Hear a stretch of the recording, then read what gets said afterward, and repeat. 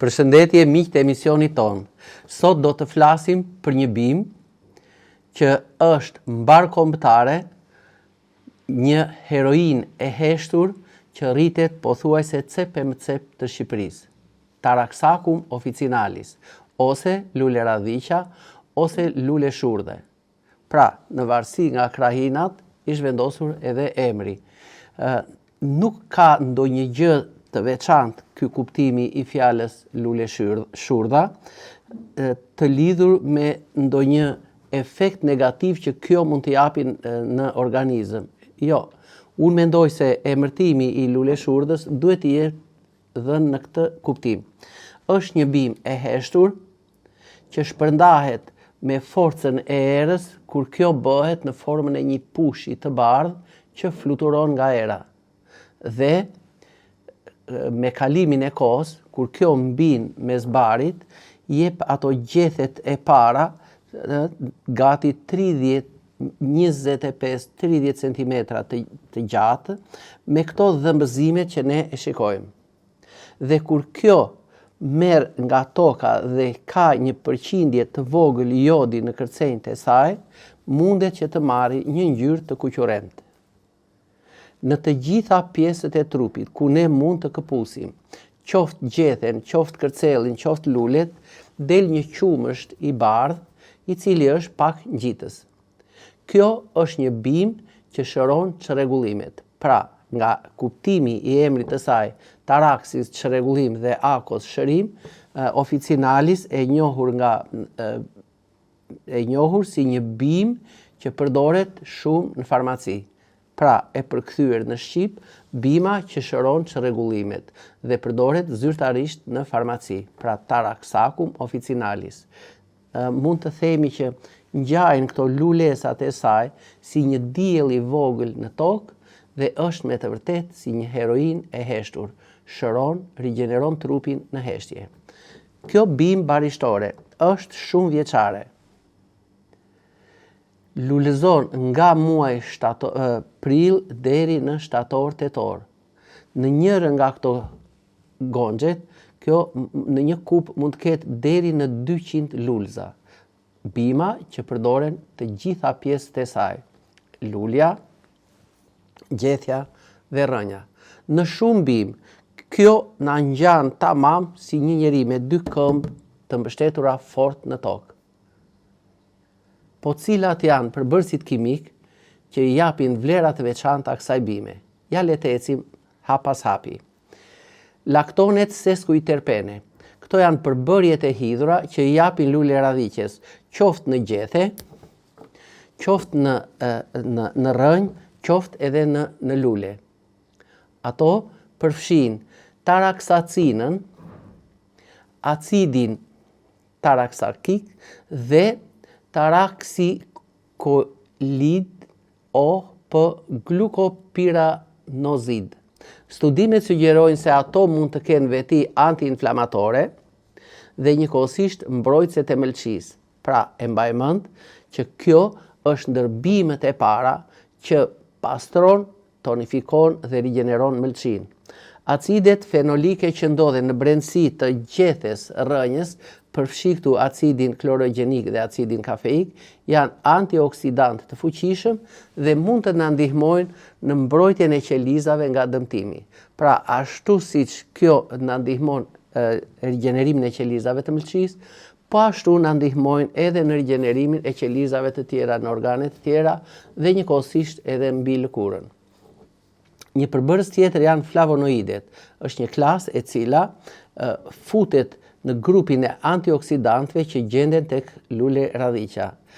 Ndër flavonoidet mund të përfshijnë luteolinën, kriozerolin dhe quercitinën. Ato së bashku kanë veti anti-inflamatore dhe rrisin imunitetin, pra përforcues të imunitetit të trupit. Triterpenoidet janë ato pra që nga emërtimi 3 janë komponime që përfshin A-amirinën dhe ato kanë treguar se kanë veti antikancerogene. E mbajmë mend këtë fjalë, pra triterpenoidet dhe njëkohësisht anti-inflamatore. Lidhur me këtë, ka vitet e fundit studime që tregojnë se kjo bimë ka dhënë me të vërtet rezultate në luftimin e qelizave kancerogjene në organizëm. E theksojmë prapë më poshtë. Përbërës të tjerë janë sterolet. Këto përfshin beta-sitosterolin dhe stigmasterolin. Ato mund të ndihmojnë në uljen e niveleve të kolesterolit në gjak dhe sidomos të kolesterolit të keq. Le të vemi tek një probiotik, inulina, që ndodhet në brendësi të rrënjve, por njëkohësisht edhe tek gjethja. Kjo na ndihmon më së miri në përmirësimin e shëndetit të zorëve. Flavonoidet si luteolina, apigenina janë në veçanti antioksidant të fuqishëm që kjo bimë na ndihmon më së tepërmi në largimin e toksinave nga organizmi dhe në largimin e radikaleve të lira. Në brendësi të tyre ndodhen njëkohësisht edhe vitamina dhe minerale. Më e theksuara, këtu është vitamina C, A dhe K, e cila nxit urinimin. Njëkohësisht vitamina B6 është si qetësues i sistemit nervor. Kemi mineralet siç janë kaliumi, hekuri dhe kalciumi, të cilat me të vërtet na ndihmojnë sa në balancimin dhe në nxitjen e urinimit, aq në selektimin që urina të mos na largoj kriprat minerale nga trupi, por njëkohësisht të më ndihmoj edhe në përmirësimin dhe në balancimin e atyre kërcimeve të larta të tensionit të gjakut. Kjo këshillohet për të lehtësuar sëmundjet si artriti reumatoid. Nëpërmjet përmirësimit të punës së mëlçisë, godet si thua atë tretjen e dobët në stomak. Ndihmon në shkrirjen e gurëve në veshka, pasi nxit shumë mirë epitelin renal në largimin e këtyre kriprave. Përdoret në rastet e një ceroze hepatike. Përdoret për të luftuar ato hemoroidet, pra mund të i shtypim këto gjethet, i vendosim si llapa aty në fund të hemoroideve. Përdoret në rastet e dermatitit skuamoz. Unë e përmenda që ka aftësi rigjeneruese, por jo vetëm të qelizave të mëlçisë, por në veçanti edhe të qelizave të pjesës së sipërme të epidermës së lëkurës. Në rastet e dëmtimit të mëlçisë, në rastet e depozitimit, si thua, të yndyrnave të tepërta, të kolesterolit të lartë, të hepatitit, në mungesën e oreksit, në rast e kapsliku dhe le të vemi tek ksanthelazma. Lythat që stimulojnë aktivitetet diuretike, stimuluese dhe djersitëse e mrekullueshme. Më mbrapa do të sqarojmë çfarë është kjo ksanthelazma dhe si na ndihmon luleradhiqja në këtë proces. Kjo bimë që ne kemi këtu mbi tavolinë ka veti me të vërtet të panumërta.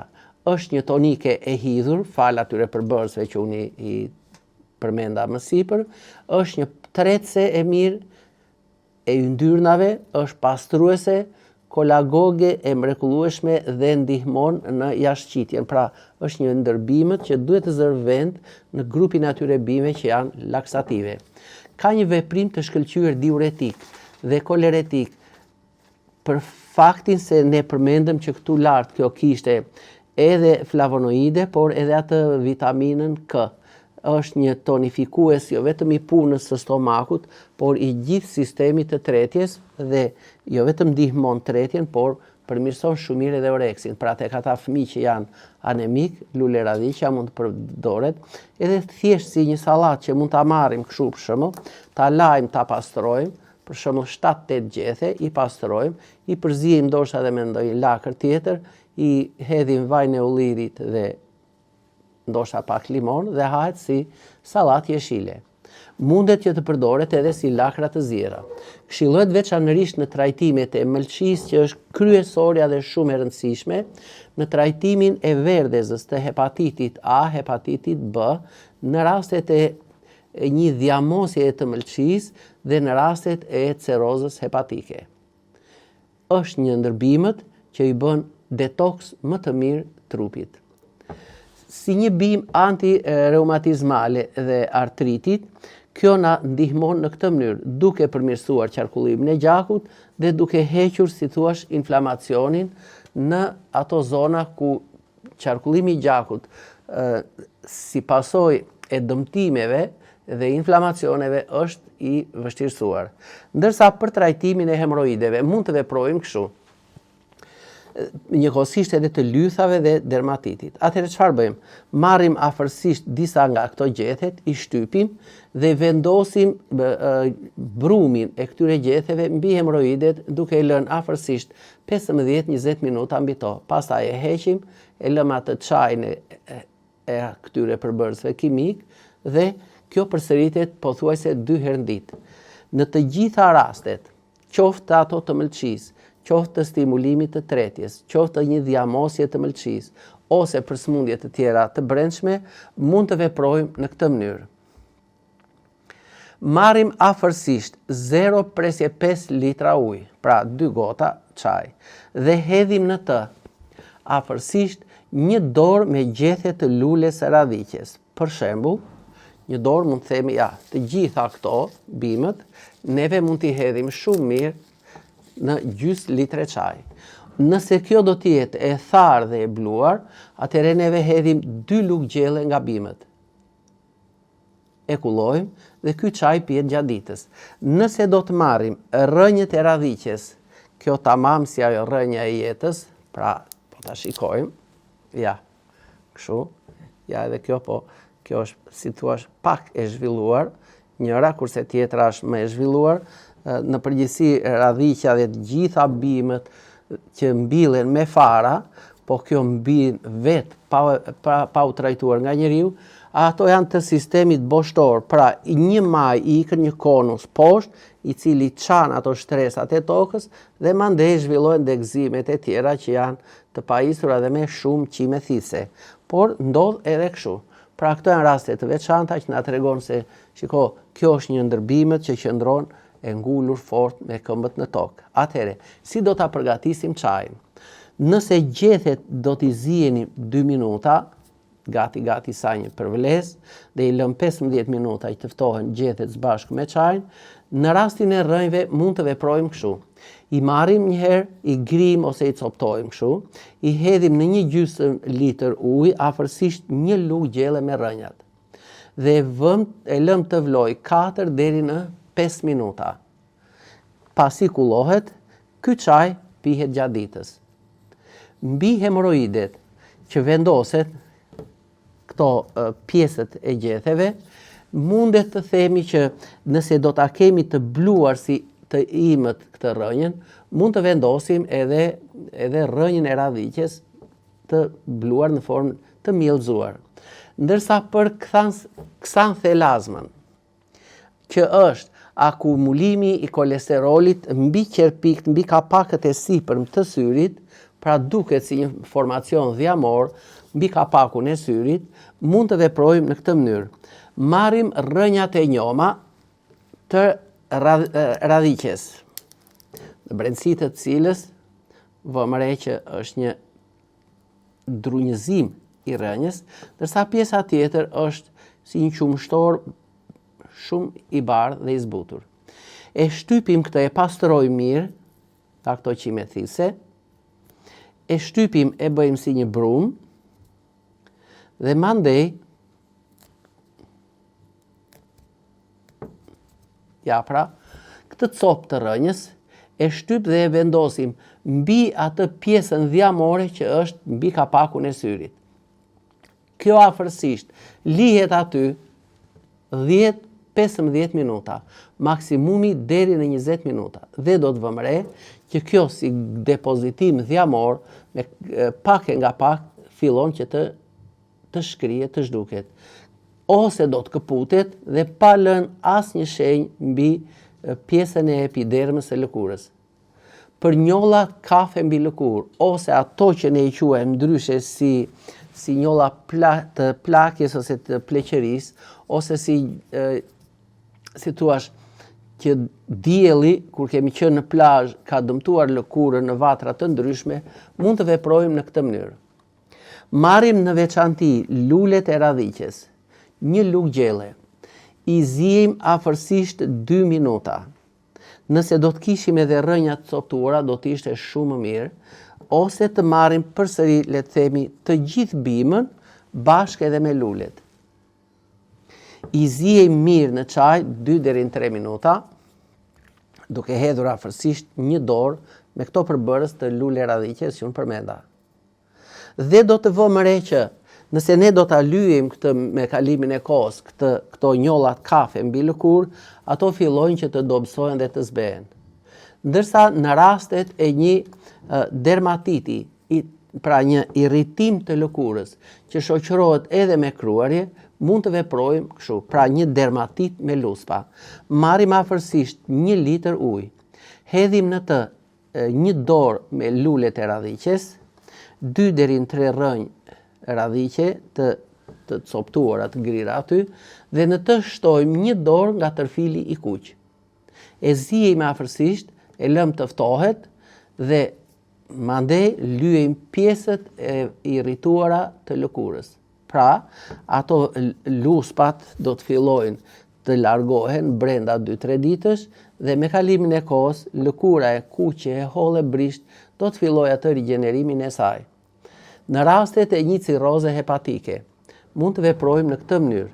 Në 1 litër ujë, ziejmë afërsisht 2 deri në 3 minuta, 1 dorë me radhiqe, 2 rrënja nga radhiqa, do të ziejmë 1 dorë lule basani dhe 1 dorë angjinare.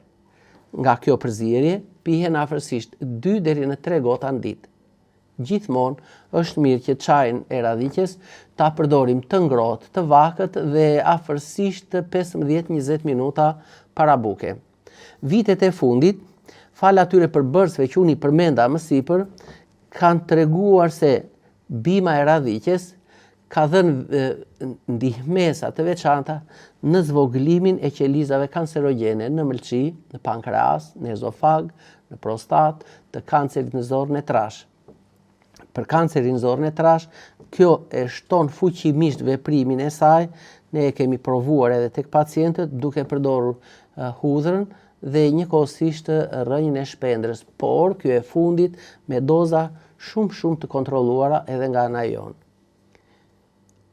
Lule radhiqa jo vetëm kryen këto mrekulli në organizmin ton, por fal edhe atyre mineraleve, kalcium, kalium, magnez, zing dhe hekur, është e fuqishme edhe në shëndetin e kockave dhe njëkohësisht kjo promovon shëndetin e lëkurës. A mund ta përdorin të gjithë? Sigurisht që jo.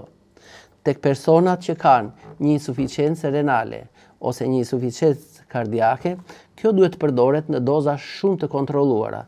Tek ata që kanë ulçera në stomak, kjo duhet të përdoret shumë pak, pra ose si sallat, po në gjysmën e dozës së një njeriu normal, që nuk ka kështu skuqje të mureve të stomakut, që nuk ka dëmtim dhe ulje të funksionit të veshkës. Për faktin se duke nxitur dhe përmirësuar qarkullimin e gjakut, kjo mundet që të na krijojë problematika, ndonjë hemoragji e kështu me radhë. Njëkohësisht, le të themi se në monografinë e emës, kjo lule radhiqa ose lule shurdha ose taraksakum njihet ndërbimet mjekësore të cilat japin përmirësim të funksionit në sistemin e tretjes, i jep ndihmesë në pastrimin e mëlçisë dhe njëkohësisht edhe në drejtim të luftimit të artritit në kyçe dhe në smundjet e kockave. Le të tregojmë diçka interesante. Dikur ne provonim rrënjën e radhiqes, po pak të pjesën e drunjëzuar në brendësi, pak të, që kjo është boshti kryesor i saj, atëre, kjo pjesa e zbardhur e saj, nëse do të pastrohet mirë, të grihet tamam si kokra kafe dhe të bluhet, kafja me rrënjën e qikores do të jetë një kafe e mrekullueshme, është 100% e tretshme dhe është një kafe që nuk rrit tensionin e gjakut. Pra, të gjithë ata njerëz që duan me të vërtet të përdorin kafe për shembull 1 ose 2 në ditë, por që nuk e përdorin dot atë sepse ju rrit tensioni dhe ju e jep një hipertension, ose ju dëmton pak muret e stomakut, mund të përdorin me shumë efikasitet kafen e rrënjës së qikores ose të përzirë së bashku me rrënjën e qikore dhe radhiqe.